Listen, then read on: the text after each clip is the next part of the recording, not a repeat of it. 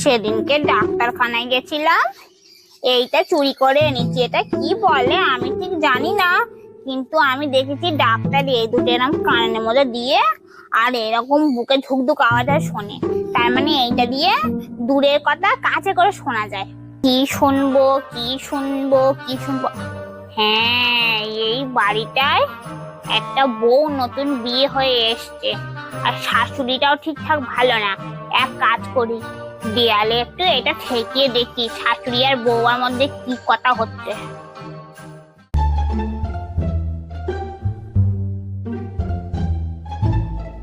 ও বৌমা শোনো, আমাদের পাড়ায় একটা মালতী বলে মহিলা আছে, বাড়িতে আসলে একদম ঢুকতে দেবে না, খুব বাজে মহিলা। উল্টো পাল্টা বাজে বাজে কথা শেখানো, আমি অভিশাপ দিচ্ছি।